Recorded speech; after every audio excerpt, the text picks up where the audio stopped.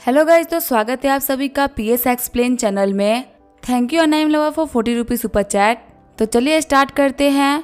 Last episode में हमने देखा था जूही हॉस्पिटल से डिस्चार्ज होकर अपने घर पे आ गई होती है। वो सोच रही होती है कि वो मिस्टर लिन को कॉल करे कि नहीं, लेकिन फिर काफी देर सोचने के बाद में वो कॉल कर देती है। वो मिस्टर लिन को बताते हैं कि उसने फिल्म सिटी के पास में बहुत सारी जमीनों को खरीद लिया है, जिससे कि फिल्म सिटी बनाने में काफी दिक्कत होगी। मिस्टर लिन बोल रहे होते, जूही तुम काफी अच्छा काम कर रही हो, तुम्हें वापस आने के बाद मैं तुम्हें काफी तरीके से ट्रीट करूंगा।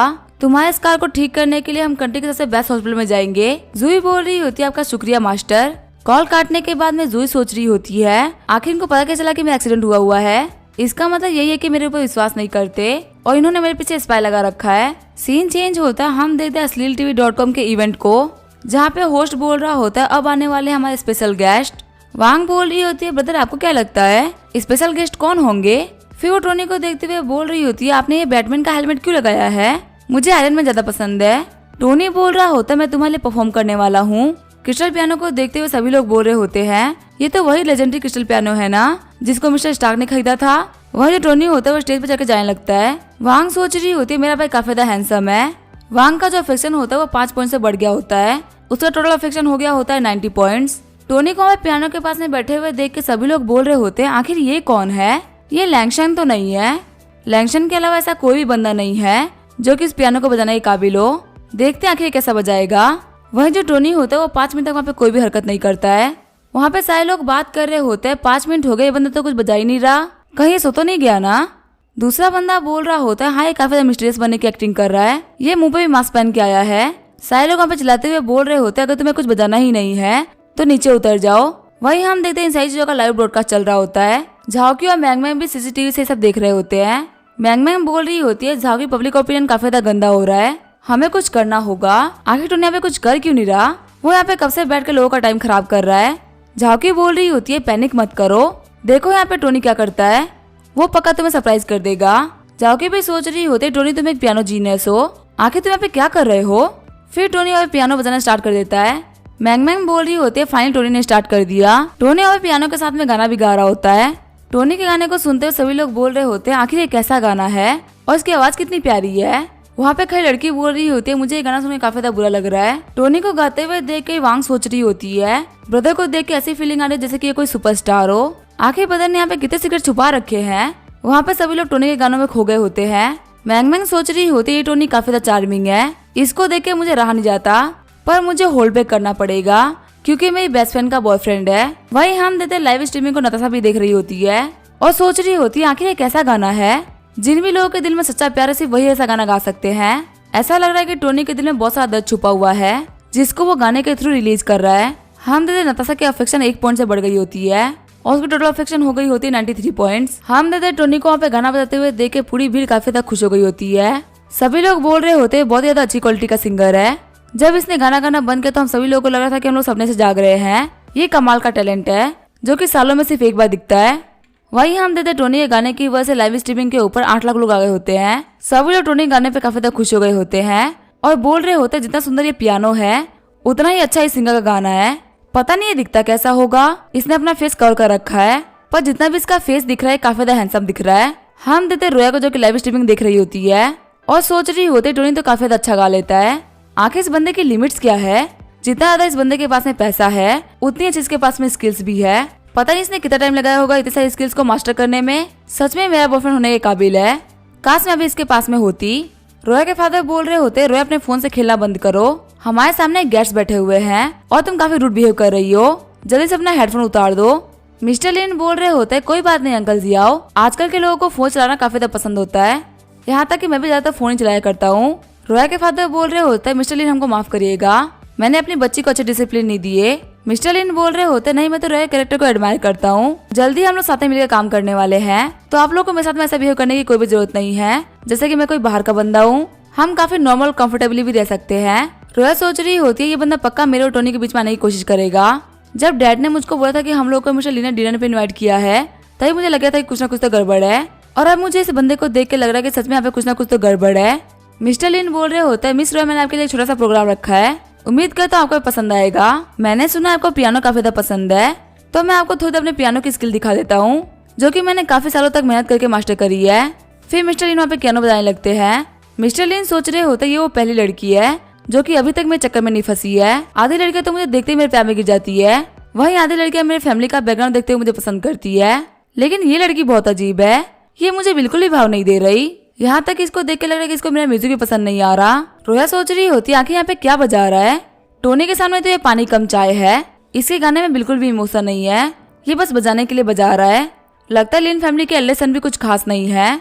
वही हम देते हैं जूही को, जो कि टोनी के लाइव स्ट्रीमिंग को देख के रो रही होती है। जूही सोच रही होती है कि इसको भगवान इतना टैलेंट क्यों दिया है। मैं ये बात मानती हूँ कि ये बहुत ज्यादा बेकार इंसान है और एकदम ही कचरा है, लेकिन इसके पियानो बजाने की और गाना गाने की जो स्किल है वो काफी ज्यादा अच्छी है, वो बिल्कुल दिल को छूने वाली है। मैं खुद को कंट्रोल नहीं कर पा रही, मेरे आंसू गिरते जा रहे हैं। सच में ये बंदा एक मून की तरह है, जिसे चाहे तुम कितना भी दूर भागोगे तुम्हें अट्रैक्ट कर ही लेगा।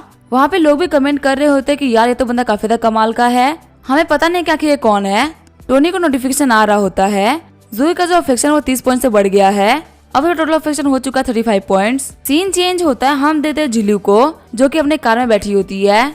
झिलू को उसके मैनेजर बोल रहे होते हैं, यंग मिस आपके कहने पे हम लोगों ने तियानवे में बहुत ही बड़ी जमीन खरीद ली है, लेकिन हम लोगों ने जमीन खरीदी, उसके ऊपर जो पैसा खर्च किया है वो बहुत ही ज्यादा है। मुझे डर है कि हम इतना पैसा इस जमीन से निकाल नहीं पाएंगे। झिलू बोल रही होती है ये कोई प्रॉब्लम नहीं है, बस मैंने तुम्हें ऐसा कहा है यहाँ पे जमीनें खरीदते रहो। झिलू सोच रही होती है जूही ने यहाँ पे बहुत सारी जमीनें खरीदी है, वो पक्का यहाँ पे बहुत ही बड़ा कुछ प्लान कर रही है। उसके प्लान को समझते हुए मुझे भी यहाँ पे आसपास की जमीनों को खरीदना पड़ेगा। झिलू सोच रही होती है यहाँ पे इन तीनों सिटीज के बीच में जो ट्रायंगल बन रहा है वो एकदम बेस्ट एरिया है फिल्म सिटी बनाने के लिए। जो पहले न्यूज फैलाई गई थी कि जो फिल्म सिटी और तियानवे सिटी के अंदर बन रहा है वो एक स्मोक बॉम्ब था। बदर टोनी ने यहाँ पे फिल्म सिटी के लिए मेरे ऊपर भरोसा किया है, मैं उनके भरोसे को तोड़ नहीं सकती। फिर वहाँ पे वो रियल एस्टेट की हालत को देखते हुए बोल रही होती है जूही बस में तुम वेट करो, चाहे कुछ भी हो जाए मैं टोनी को अपना बना के रहूंगी और तुम्हें रास्ते से हटा दूंगी। तभी झिलू के फोन पे वांग का मैसेज आता है। झिलू सोच रही होती है वांग ने क्या मैसेज किया होगा। वांग ने लिखा होता है झिलू जल्दी से मेरे बदर की लाइव परफॉर्मेंस देखो। झिलू सोच रही होती है कि टोनी यहाँ पे इतना अकेला पड़ गया है कि वो यहाँ पे ब्रॉडकास्ट करने लगा।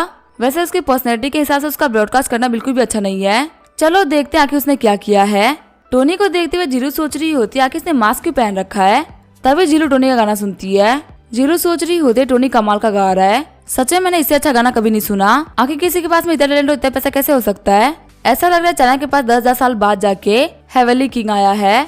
हम देते झिलू की जो अफेक्शन होती है वो 1 पॉइंट से बढ़ गई होती है और उसकी करंट अफेक्शन है 96 पॉइंट्स। उसके अफेक्शन की वजह से टोनी को 10 स्ट्रेंथनिंग पॉइंट मिलते हैं। सीन चेंज होता है, हम देखते हैं टोनी को, जो कि अपने परफॉर्मेंस को रोकते हुए बोल रहा होता है लगता है मुझे काफी सारा प्रॉफिट हुआ है, हर एक लड़की को मैं काफी ज्यादा पसंद आया हूँ। किसको जाते हुए देख के भीड़ में से एक लड़का बोल रहा होता है आखिर तुम जा कहाँ रहे हो, प्लीज अपना मास्क उतारो और ये तो बताओ कि तुम कौन हो। वहीं बाकी सारी लड़कियां बोल रही होती है प्लीज अपना मास्क उतार दीजिए, अगर आप एक बार बोलेंगे तो हम आपकी गर्लफ्रेंड बनने के लिए तैयार है। आगे हमें कुछ दिनों बाद का सीन दिखा जाता है। एक बंदा जूही के पास में आते हुए बोल रहा होता है यहाँ पे कोई और बंदा है जो कि जमीनें खरीद रहा है और लगता है उसके पास में काफी स्ट्रॉन्ग बैकग्राउंड है, अगर ये चलता रहा तो हम लोग यहाँ पे जमीनें नहीं खरीद पाएंगे। जूही सोच रही होती है जमीनें खरीद रहा है, कहीं काम मिस्टर लिन का तो नहीं है ना, क्योंकि यहाँ पे उन्हीं का इतना स्ट्रॉन्ग बैकग्राउंड है जो कि टोनी को टक्कर दे सके। अगर मिस्टर ली का प्लान यहाँ पे काम कर गया तो पूरा फेटिया रियल एस्टेट कंपनी बर्बाद हो जाएगा और यहाँ पे जितने भी लोग काम कर रहे हैं उनका काम छीन जाएगा। जूही बोल रही होती है टेंशन मत लो, मैं अभी मिस्टर स्टार्क से बात करती हूँ और वो जो भी बोलेंगे हम वही करेंगे। जूही सोच रही होती है देखते हैं मैं यहाँ पे क्या कर सकती हूँ, बाकी सब कुछ तो किस्मत के ऊपर ही है। जब जूही टोनी के फोन पे कॉल करती है तो फोन स्विच बताता है। जूही सोच रही होती है मुझे अभी इनसे काफी ज्यादा इंपॉर्टेंट बात करनी थी और उन्होंने अपना फोन स्विच कर रखा है, कहीं ये बंदा मुझे दूर तो नहीं भाग रहा ना। सीन चेंज होता है, मैं asleeltv.com दिखा जाता है जहाँ पे 2 लड़की आपस में बात कर रही होती है।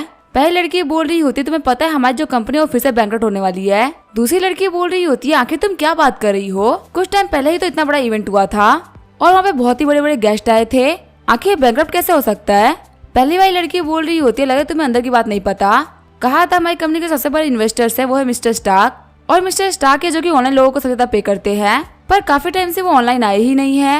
उन्होंने किसी भी एंकर को सुपर थैंक्स नहीं करा है। कुछ लोगों का तो ये भी कहना है कि जो मिस्टर स्टार्क है वो हमारी कंपनी के बारे में भूल चुके हैं, लेकिन मेरे अंकल ने मुझे बताया कि पक्का मिस्टर स्टार्क के पास में जो पैसा है वो खत्म होने वाला है, इसी वजह से वो धीरे धीरे इनएक्टिव हो रहे हैं। दूसरी लड़की बोल रही होती है मिस्टर स्टार्क के पास में तो बहुत सारा पैसा है, क्या सच में उनका पैसा खत्म होने वाला है, ये बात तो किसी को भी लगी होगी। तभी हम देखते वहाँ से मैनेजर जा रही होती है और वो उन दोनों लड़कियों की बातों को सुन लेती है। मैनेजर भी सोच रही होती है क्या सच में मिस्टर स्टार्क का जो पैसा है वो खत्म होने वाला है। आगे वो जाओकी के कमरे में आ गई होती है और वो ये बात जाओकी को बताती है। जाओकी बोल रही होती है ये एकदम इम्पॉसिबल है, मुझे टोनी के बारे में सब कुछ पता है, अगर टोनी के पास में कुछ भी नहीं होगा फिर भी उसके पास में पैसा तो होगा ही। हमारे फाइनेंशियल चेन को ब्रेक करना एकदम इम्पॉसिबल है। मैनेजर बोल रही होती, लेकिन जो लोग बाहर बातें कर रहे हैं वो भी तो सच्ची है ना, क्योंकि सच में मिस्टर स्टार्क बहुत टाइम से इनएक्टिव है। ये हमारे लिए सेफ रहेगा कि हम एक बार उनसे कॉल करके बात कर ले, वरना ऐसा ना हो कि हमारे लिए बहुत ज्यादा देर हो जाए। जाओकी भी सोच रही होती है, हाँ टोनी सिटी से काफी समय से दूर रह रहा है और वो कहीं से भी मिल नहीं रहा, उसको भी तो यहाँ पे आके पैसा कमाना ही पड़ता होगा, तभी उसके पास में पैसा होता होगा ना। कहीं ऐसा नहीं कि टोनी बहुत ही बड़ी दिक्कत में हो, इसी वजह से वहाँ पे नहीं आ पा रहा। हम देते ये बात कि टोनी के पास में पैसा नहीं है, ये पूरे मार्केट में आग की तरह फैल गई होती है। कॉर्पोरेट इंडस्ट्रीज में सभी लोग बात कर रहे होते हैं कि मिस्टर स्टार्क के पास में पैसा नहीं है। वही कुछ बड़े बड़े बिजनेसमैन इस चीज से काफी ज्यादा खुश होते हैं कि टोनी स्टार्क के पास में पैसा खत्म हो गया और वो शो ऑफ नहीं कर पाएगा। सीन चेंज होता है, हम देते टोनी को जो कि अपने मेंशन में बैठा होता है। टोनी बोल रहा होता है, क्या मेरे पास में पैसे खत्म हो गए? रोया तुमने ये न्यूज कहाँ से सुनी है? रोया बोल रही होती है, इस बात से कोई फर्क नहीं पड़ता कि मैंने ये न्यूज कहाँ से सुनी है, लेकिन अगर तुम दिक्कत में हो तो हम एक बार के लिए एवेंजर्स टावर बेच देंगे, जिससे कि तुम्हारी दिक्कतें कुछ टाइम के लिए खत्म हो पाएंगी। टोनी बोल रहा होता है, नहीं ऐसी कोई बात नहीं है, पैसे को लेकर मेरी कोई दिक्कत नहीं चल रही है। मेरे पास में एक ही दिक्कत है, वो ये है कि मेरे पास में बहुत सारा पैसा है और मैं पूरे पैसे को खर्च नहीं कर सकता। जितना मैं ज्यादा खर्च करता हूँ उतना ही मेरे लिए काफी ज्यादा बेटर है। कॉल काटने के बाद में टोनी बोल रहा होता है, मैं एक वेकेशन पे आया था, जिसकी वजह से मैं पहले गाँव घूमा, अब मैं यहाँ पे घूम रहा हूँ। इतने ही कम टाइम में इन लोगों ने इतनी बड़ी दिक्कतें खड़ी कर दी। आखिर वो कौन जिसने की फेक न्यूज फैलाई है कि टोनी स्टार्क के पास में पैसा खत्म हो गया। सीन चेंज होता है, हमें रोया के घर का सीन दिखाया जाता है। रोया की मॉम बोल रही होती है, टोनी क्या कह रहा था? रोया बोल रही होती है, अभी तो ऐसे बात कर रहा है जैसे कि उसके पास में कोई भी दिक्कत नहीं है, लेकिन मुझे लग रहा है कि वो सिर्फ टब बनने की एक्टिंग कर रहा है। टोनी की हेल्प करने के लिए मैं एवेंजर्स टावर को बेचने के लिए तैयार हूँ। रोया की मॉम बोल रही होती है, नहीं नहीं तुम ऐसा नहीं करोगी, तुम्हें पता है ना टोनी स्टार्क एक बहुत ही बड़ा नाम है, उसने तुम्हें एक बार इतना सारा पैसा दे दिया और उसे कोई फर्क भी नहीं पड़ता। अगर तुम उसको एवेंजर्स टावर बेच के पैसा भी दे देती हो तो भी उसके लिए कुछ भी नहीं है, वो बस उसके लिए चिल्लर के बराबर है। तुम यहाँ पे कुछ भी करके उसके पैसे की दिक्कत को सॉल्व नहीं कर सकती। रोया की मॉम बोल रही होती है, अगर तुमने एवेंजर्स टावर को बेच दिया तो सभी को लगेगा कि वो टोनी ने बेचा है, जिससे टोनी अगर दिक्कत में नहीं भी होगा तो भी वो दिक्कत में आ जाएगा, उससे कंपनी के शेयर्स गिरने लगेंगे और मार्केट में कोई भी उनकी वैल्यू नहीं करेगा और तुम यहाँ पे उनके लिए एक वीकनेस बन जाओगी। रोया, तुम्हारी बेवकूफी ने टोनी स्टार्क के प्लान को खराब कर ही दिया था, तुम बिल्कुल भी नहीं जानती, हो सकता है ये रूमर उसी ने फैलाया हो ताकि वहाँ पे बहुत ही बड़ा गेम चेंजिंग काम कर सके। टोनी स्टार्क जैसे लोगों को हम नहीं पहचान सकते, क्योंकि जिस तरीके का पैसा उनके पास में है उतना पैसा कमाना इम्पॉसिबल है। सीन चेंज होता है, हम देखते हैं झाओकी को। झाओकी टोनी से बोल रही होती है, क्या तुम्हें कोई फाइनेंशियल दिक्कत है? अगर तुम्हें कोई भी दिक्कत है तो मैं तुम्हें पैसा दे सकती हूँ उसको सॉल्व करने के लिए, और अगर ये भी कम है तो मैं तुम्हारे लिए asleeltv.com को भेज दूंगी, इससे तुम्हारी कुछ तो हेल्प हो पाएगी। नताशा भी टोनी को कॉल करते हुए बोल रही होती है, टोनी क्या तुम्हें पैसे की दिक्कत है? तुम्हें कितना पैसा चाहिए तुम मुझे बताओ, अगर मुझे जितना भी हो पाएगा मैं तुमको दे दूंगी। स्कारलेट भी बोल रही होती है, टोनी अगर तुम्हें पैसों की दिक्कत थी तो आखिर तुमने मुझे बोला क्यों नहीं? मैं इतनी बुरी लड़की भी नहीं हूँ जो कि सिर्फ हेल्प ना जानती है और हेल्प करना नहीं जानती। अगर तुम मुझे एक बार बोलते तो मैं अपना बेस्ट ट्राई करती हूँ, तुम्हें पैसे देती। वही हम देते टोनी को, जो कि सभी लोगों को बोल रहा होता है, मेरे पास में पैसे है, मेरे को कोई दिक्कत नहीं है। अगर मेरे पास में पैसे की दिक्कत है तो मैंने अभी एक नया मेंशन खरीदा है, आखिर में ये सब काम कैसे कर पाता? टोनी सोच रहा होता है, आखिर यहाँ पे क्या हो रहा है? आज सभी लोग मुझसे यही क्वेश्चन क्यों पूछ रहे हैं? मुझे एक दो नहीं बल्कि पूरे 40 कॉल आए हैं इन लोगों की तरफ से। स्कारलेट, जाओकी, निया, नताशा, चू यूमो और सभी लोगों का लेकर अभी तक 40 कॉल आ चुके हैं। मुझे जानना क्या है मार्केट में कौन सा दल्ला है जो कि फेक न्यूज फैला रहा है कि टोनी स्टार्क के पास में पैसे खत्म हो गए। वैसे मुझे देख के काफी अच्छा लग रहा है, मैं काफी टाइम से लड़कियों के ऊपर पैसे खर्च कर रहा हूँ, लेकिन आज मुझे समझ में आ गया अगर मैं कभी भी दिक्कत में हुआ तो ये सभी के सभी मेरे ऊपर पैसा खर्च करने के लिए तैयार है। लगता है मैं काफी ज्यादा चार्मिंग बनते जा रहा हूँ, जिसकी वजह से लड़कियां मेरे से ऑब्सेस्ड हो चुकी है। टोनी वहाँ पे आराम से बैठ के पी ही रहा होता है, तभी उसे फिर से कॉल आता है। टोनी बोल रहा होता है, आखिर अब कौन है? हम देते टोनी को झीलू ने कॉल किया होता है। झीलू बोल रही होती है, टोनी तुम तो बहुत ज्यादा कैपेबल निकले, तुम एक बहुत ज्यादा क्रूअल इंसान हो, अभी मैं तुमसे आर्ग्यू नहीं करूंगी, तुम मुझे बताओ कि तुम कहाँ पे हो, जल्दी मुझे अपना एड्रेस दो। टोनी बोल रहा होता है, अभी तुम क्या करने वाली हो? झीलू बोल रही होती है, मैं तुम्हें नहीं बताने वाली, मैं तुम्हें एक बहुत ही बड़ा सरप्राइज दूंगी, मैं एक बार वहाँ पे आ जाऊँ फिर मैं तुमसे बात करती हूँ। झीलू की बातों को सुनकर टोनी शॉक्ड हो गया होता है। सीन चेंज होता है, हम देखते लियांडू विला को, जहाँ पे मिस्टर ली अपने बंदों से बोल रहे होते हैं, आज हमें बहुत ही बड़े बिग शॉट आने वाले हैं, तो तुम सभी लोगों को उन लोगों को अच्छे तरीके से सर्व करना है, उन लोगों में से कोई भी ऑफेंड नहीं होना चाहिए, स्पेशली तुम लोगों को मिस्टर ली का ध्यान रखना है। आज मैं एक बहुत ही बड़ी पार्टी रख रहा हूँ जहाँ पे red umbrella finance, short finance और ली फैमिली आ रहे हैं। थोड़ी देर बाद वहाँ पे मिस्टर ली की गाड़ी आ जाती है। मिस्टर लीन बोल रहे होते हैं, ली जियामू ली फैमिली के यंग मास्टर, आपका यहाँ पे स्वागत है, मैं बहुत खुश हूँ कि आप मेजिक सिटी से यहाँ पे आए, प्लीज मेरे साथ में अंदर चलिए। ली जियामू बोल रहा होता है, मिस्टर लीन आपको इतना पोलाइट होने की कोई भी जरूरत नहीं है, हम सभी लोग पुराने साथी है। वैसे अंकल की तबीयत कैसी है? उनसे मिले हुए काफी सारा टाइम हो गया है। जब वो लोग एंटर कर ही रहे होते हैं तभी वहाँ पे जूही आ जाती है। जूही सोच रही होती है मिस्टर ली ने मुझे यहाँ पे स्पेशली कॉल करके बुलाया था। फिर जूही बोलती है मिस्टर ली मेरा वेट करिए, मैं आ रही हूँ। तभी वहाँ पे जो गार्ड्स होते हैं वो जूही को रोक देते हैं। वो लोग बोल रहे होते हैं आखिर गंदी दिखने वाली लड़की यहाँ पे कैसे आ गई, ऐसी लड़की को हम लोग नहीं जानते, इस भिखारी को दूर फेंको, ये मिस्टर ली के पास में जा रही है।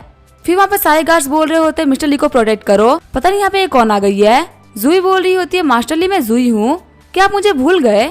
मिस्टर ली सोच रहे होते हैं आखिर इसकी ये हालत कैसे हो गई। फिर ली आगे बढ़ते हुए बोल रहा होता है जूही तुम्हारी ये हालत कैसे हो गई, चलो जल्दी उठ जाओ, गिरे हुए तो बिल्कुल भी अच्छी नहीं लग रही। जैसे ही वो आगे बढ़ रहा होता है तभी उसे काफी गंदी स्मेल आती है जो कि जूही की बॉडी से आ रही होती है। मिस्टर लिन बोल रहे होते हैं जूही क्या तुमने कुछ दिनों से नहाया नहीं है और तुम यहाँ पे आ गई, तुमने सच में काफी ज्यादा बेकार काम किया है।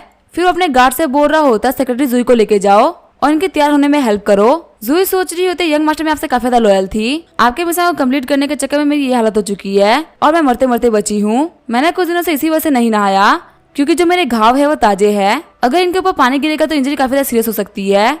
लेकिन ये जानते हो कि आज मेरा एक्सीडेंट हुआ है, आपने मेरे साथ में ये किया, लगता है आप मुझे सिर्फ एक डॉग की तरह मानते हैं, जिसने आपका काम निकाला तो आप उसको कहीं भी फेंक सकते हैं। आगे हमें अंदर का सीन दिखा जाता है। ली जियामू बोल रहा होता है सभी लोगों का स्वागत है।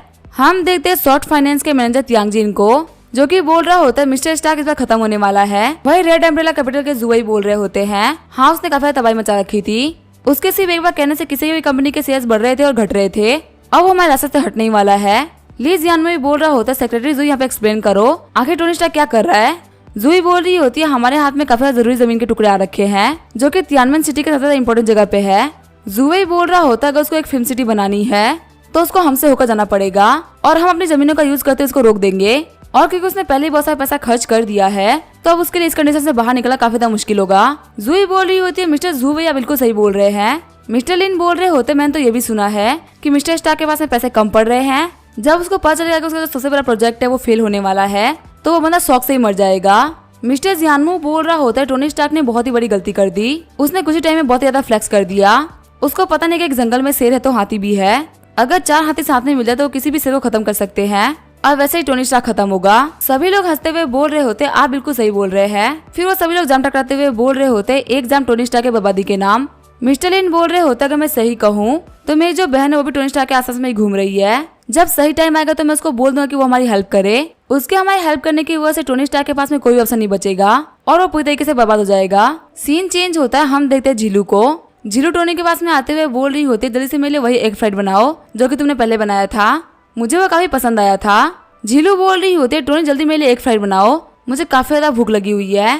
तभी वहाँ पे वांग आते हुए बोल रही होती है झीलू तुम यहाँ पे, जब तुम लास्ट टाइम गई थी तब मुझे लगा था कि हमें काफी ज्यादा टाइम लगेगा मिलने में, लेकिन तुम तो काफी जल्दी मिल गई।